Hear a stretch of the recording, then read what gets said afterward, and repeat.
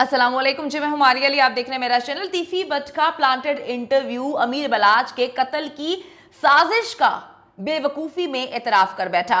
कत्ल के वक्त तीफी बट खुद वहां मौजूद था, किस मुल्क में मौजूद था हमें सब कुछ मालूम है। तीफी बट के झूठ बलाच फैमिली ने बेनकाब कर दिए हैं। इस इंटरव्यू के तीफी बट ने कितने करोड़ लिए? एहसन शाह से तीफी बट को जो है कि क्या गर्ज था उनको आमने सामने बिठा दिया जाए तो फैसला बहुत आराम से हो जाएगा।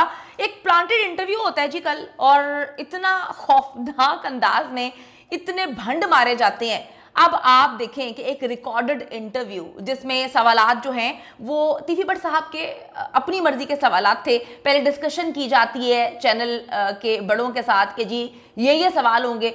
1-2 घंटे तैयारी करवाई जाती है तीफी बट को कि हम इस तरह से सवाल पूछेंगे, आप बताएं कि क्या सवाल पूछना चाहिए, आपने अपनी बड़ाई कहाँ पे बयान करनी है, आप बता दें कि किस अंदाज में जो है एंकर आपसे सवाल करे। बड़ा ही प्लांटेड, बड़ी तैयारी के साथ एक इंटरव्यू जो कि रिकॉर्डेड है, रिकॉर्ड किया जाता है, जिसमें हम देख सकते हैं कि एंकर की जानिब से, इतना शरीफ एंकर, उसकी जानिब से कोई क्रॉस क्वेश्चनिंग की ही नहीं जाती। यानी कि अगर हम इंटरव्यू ले रहे हो, कोई भी ऐसा जर्नलिस्ट जो जुमा 4 दिन पहले भी आया हो, उसको भी इतनी सेंस होती है कि भाई आप एक मुल्जिम से, एक ऐसा मुल्जिम जो पाकिस्तान से रूपोश है, पंजाब की पुलिस को मतलूब है, जिसके लिए बड़े बड़े जो है वो पापड़ बेले जा रहे हैं, जो पुलिस हमें दिखाने की कोशिश कर रही है, इतने बड़े पापड़ बेले जा रहे हैं कि जी कभी यूएई गवर्नमेंट से जो है मुज़ाकरात किए जा रहे हैं। अभी तो खैर वो कहां पे बैठे हैं सबको पता है। तो बड़ी हमें गेम दिखाने की कोशिश की जा रही है। एक इतना बड़ा मुल्जिम, लेकिन वो बड़े आराम से एक नेशनल टीवी पर बैठकर इंटरव्यू दे रहा है। अब जी ये नेशनल चैनल किसका है?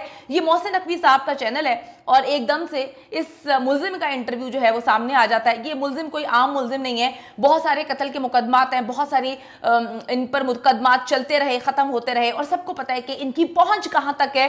तो मोहसिन नकवी साहब का चैनल है, एकदम से हम देखते हैं कि जो सारी पुलिस को मतलूब है वो मोहसिन नकवी साहब के चैनल पर जो है वो इंटरव्यू, बल्कि प्लांटेड रिकॉर्डेड इंटरव्यू देता है।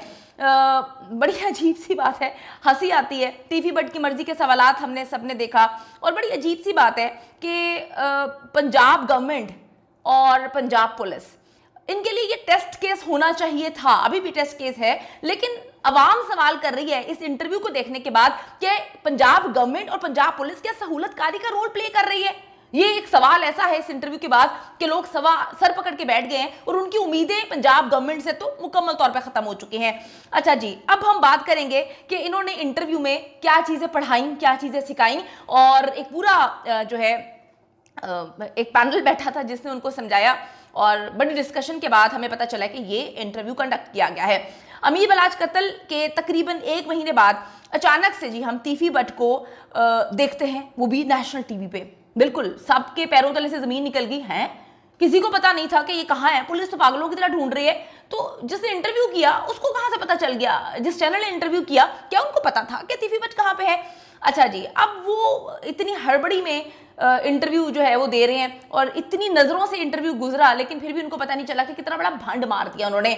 वो कहते हैं 1 महीने बाद कि मैं बेगुनाह हूं। अब सवाल ये है कि जो भी इंसान बेगुनाह होता है वो फेस करता है पुलिस को, वो अदालतों को फेस करता है, वो नस थोड़ी जाता है, छुप थोड़ी जाता है, भाग थोड़ी जाता है। पूरे पंजाब की पुलिस जी गोगी और तीफी बट को ढूंढ रही है, और वो एक नेशनल टीवी पर बैठ के जो है एक प्लांटेड रिकॉर्डेड इंटरव्यू दे रहे हैं। लेकिन ये इंटरव्यू उसके गले का फंदा बन चुका। किस तरह से? तीफी बट ने अपने इंटरव्यू में ऐसे ब्लंडर मार दिए जिससे साबित होता है कि वो अमीर बलाच के कत्ल में शामिल था। इसके साथ साथ बलाच टीपू की फैमिली ने भी तीफी बट के झूठ बेनकाब कर दिए हैं। ये सारी बातें बलाच टीपू की फैमिली जो है वो कर रही है, उनके दोस्त कर रहे हैं, उनके दोस्तों ने इस पर बड़ा हंगामा मचाया है।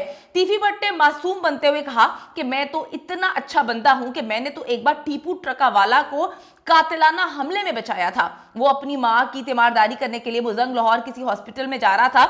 इस हॉस्पिटल में टीपू पर हमला होना था। मैंने किसी दोस्त को बीच में डाल के टीपू तक मैसेज पहुंचाया कि यहां पे मत जाओ, तुम्हें मार दिया जाएगा। इस तरह मैंने टीपू की जान बचाई। अब यहाँ पे हम रुकते हैं। बड़ी अजीब सी बात है कि गड़े मुर्दे जो है वो उखाड़े जा रहे हैं, और उसके बाद अपनी तारीफें की जा रही हैं, अपने आप को मासूम जो है साबित किया जा रहा है। सबसे से बालातर है। अमीर बलाच फैमिली ने कंफर्म किया है कि टीपू की वालिदा कभी किसी मुजंग के हॉस्पिटल में दाखिल ही नहीं हुई थी। तीफी बट हमेशा की तरह झूठ बोल रहा है, उनकी फैमिली ने इसको कंफर्म कर दिया है। अगर सच्चा होता तो ये अमीर बलाज के कत्ल के बाद मुल्क से फरार ना होता। हाँ, ये एंकर को सवाल करना चाहिए था, पता नहीं वो डमी एंकर बिठा दिया, वो एंकर बोला ही नहीं कुछ, बिल्कुल गूंगा बन के बैठा रहा। क्रॉस क्वेश्चनिंग होती है, उसको इंटरव्यू कहते हैं। रिकॉर्डेड एक सवाल, आपका नाम क्या है? मेरा नाम जी ये है। आप कहाँ के रहने वाले हैं? मेरा नाम, मैं यहाँ का रहने वाला हूँ। मतलब ये कैसा एक भंड से भरा हुआ इंटरव्यू था कि अगर आपने इंटरव्यू कर ही लेना है तो आप लाइव इंटरव्यू करें। आप सवाल तो पूछें कि भाई अगर आप सच्चे हैं तो आप नस क्यों गए, भाग क्यों गए, भागने की क्या वजह है, ठीक है, या जब तक वो इसका जो है वो इत्मीनान बख्श जवाब नहीं दे देते, आपको इंटरव्यू छोड़ना ही नहीं चाहिए था। तीफी भट्ट ने अपने इंटरव्यू में एक्सेप्ट किया कि वो एहसन शाह से मुलाकातें करता था। एहसन शाह से मुलाकातें तो बनती ही नहीं है, ये भी सवाल पूछना चाहिए था। एहसन शाह तो जिगरी बेस्ट फ्रेंड यानी कि बिलाश टिप्पू की वालदा उसको अपना बेटा कहती थी। अब आप देखें ना कि आप किसी अपने दुश्मन के बेस्ट फ्रेंड से क्यों मिल रहे हैं, या आप मतलब मेरा बेस्ट फ्रेंड मेरे दुश्मन से क्यों मिल रहा है? डेफिनेटली हाथ मिलाने के लिए मिल रहा है ना। ये मुलाकातें क्यों हो रही हैं? ये मुलाकातें मिस्टीरियस थी।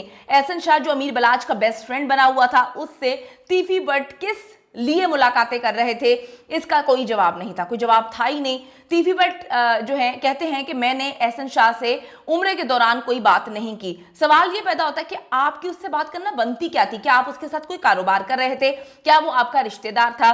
क्या वो आपके किसी बच्चे के स्कूल में पढ़ता था? या कोई ऐसा आपका मोहल्लेदार था कि आप उससे मिल रहे हैं, मुलाकातें हो रही हैं, छुप के मुलाकातें हो रही हैं? और अगर आपका कोई कत्ल का प्लान नहीं था या एहसन शाह किसी भी कत्ल में इन्वॉल्व नहीं था, तो एहसन शाह ने क्यों नहीं बताया कि अपने दोस्त बलाज को कि मैं मुलाकातें करता हूं? तो बड़ी मिस्टीरियस बात है। अब बंदा मतलब तीफी भट्ट कहते हैं कि मैंने एहसन शाह से उम्र के दौरान कोई बात नहीं की। भाई तुमसे किसने पूछा कि तुमने एहसन शाह से उम्र के दौरान बात की है या नहीं की? किसी फ्रंटमैन के जरिए एहसन शाह जो है उसके सऊदी नंबर से बात हुई है? मतलब क्यों एक्सप्लेनेशन दी जा रही है जबकि आपका कहना है कि आपने कत्ल नहीं करवाया? असल सवाल यह है कि तुम फरार हो और बाहर बैठकर बलाज टिप्पू और उसकी फैमिली पर इल्जामात लगा रहे हो। जब शूटर मुजफ्फर के हवाले से बात कर लेते हैं, जब शूटर मुजफ्फर को मार दिया तो अब कहते हो कि जी मुजफ्फर ने जो है बदला लिया है बलाज टिप्पू से, उसकी कोई दुश्मनी थी, जाती दुश्मनी उसकी, जो कि मतलब उस मुजफ्फर की क्या दुश्मनी हो सकती है? इसको कभी किसी ने साबित नहीं किया। मुजफ्फर की दुश्मनी थी तो उसने एहसन शाह को 5 करोड़ दिया, यानी कि 5 करोड़ में एक ऐसा बंदा जिसकी बीवी कहती है कि वो लाके मुझे लाखों रुपया दे रहा है और कहता है कि जी मैं 1 साल के लिए बाहर जा रहा हूं, उसके बाद हमारी जिंदगी बेहतर हो जाएगी, उसका क्या लेना देना बलाज टिप्पू से? उसको उसकी कौन सी फैक्ट्रियां थी, उसकी कौन सी मिलें थी? अब समझ आती है सारी की सारी गेम कि मुजफ्फर को क्यों कत्ल किया गया। समझ ही नहीं आई बलाज टिप्पू के गार्ड्स को कि किसने कत्ल किया। तो अब सारी गेम और प्लानिंग समझ आ रही है कि मुजफ्फर को कत्ल करने के बाद सारा इल्जाम मुजफ्फर पे डालना था, जिस तरह से डाल दिया गया, ये कह के कि मुजफ्फर की, जो कि बेचारा वो बेचारा तो गरीबड़ा था, ठीक है, उसके हालात, उसके घर को देखकर लोग यही कहते हैं कि उसके पास तो पैसे ही नहीं थे। उसकी बलाज टिप्पू से क्या दुश्मनी हो सकती है जो अपनी बीवी को कह रहा है कि हमारे हालात बेहतर होने वाले हैं, 1 साल के लिए मैं जा रहा हूं, 1 साल के लिए बाहर सेटल करने का उसके साथ वादा किया गया था, उसको मार दिया गया, सारा इल्जाम उस पर डाल दिया गया है। अब मुजफ्फर तो आके नहीं बताएगा, जो बलाज टिप्पू तो आके नहीं बताएगा कि किसने मुझे मारा या क्या मामला थे। सारी कहानियां छोड़ो, ये बताओ कि अमीर बलाज के कत्ल के बाद अगर कोई भी इंसान मासूम है तो वो मुल्क से क्यों फरार होगा?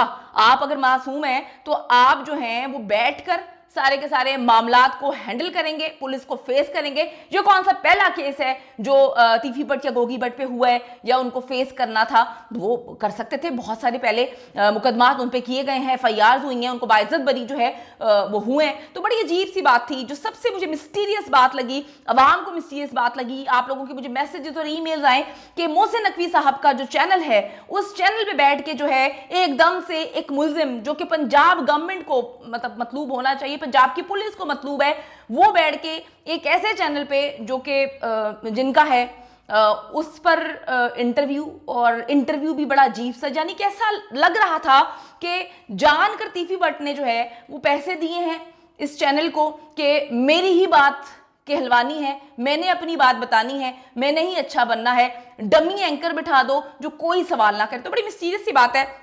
लोगों को ये बातें हजम नहीं हो रही और जो बलाज की फैमिली है वो किसी सूरत इस बात को एक्सेप्ट नहीं कर रही। वो कहती हैं कि ये सारा का सारा झूठ है, झूठ पे मबनी चीज है और एक ऐसा कातिल जिसने इतना सब कुछ प्लान किया उसको किसी भी नेशनल टेलीविजन पे बिठा के इंटरव्यू जो है करना बजाते खुद ये बड़ी अजीब बात है। ये इस वक्त काफी तकलीफ में है बलाज की फैमिली और वो कहते हैं कि ऐसा नहीं होना चाहिए था। आपकी क्या ओपिनियन है, क्या इस तरह के इंटरव्यूज होने चाहिए जब पुलिस को मतलूब है एक ऐसा बंदा जो रूपोश है, जो फरार हो गया, जिसको सेफ पैसेज दिया गया, पता था कि वो दुबई गया है, दुबई जाने के लिए पकड़ने के लिए मामलात को नहीं समझा गया, नहीं किया गया और उसके बाद लोग देखकर बता रहे हैं कि वो इस वक्त दुबई में मौजूद नहीं है। तो अब ये प्लानिंग कर रहे हैं पुलिस वाले कि जी हम दुबई जाएंगे और उसको पकड़ के लेकर आएंगे, तो वो दुबई में तो लग ही नहीं रहे, तो कहां से जाके पकड़ के लेकर आएंगे। मेरा ख्याल है उन चैनल वालों से पूछना चाहिए, उनको पता होगा कि वो इस वक्त कौन से मुल्क में है। जब वो इंटरव्यू कर सकते हैं, उन तक रसाई हासिल है, तो उनको यह भी पता होगा कि इस वक्त तीफी बट कहां पर मौजूद है।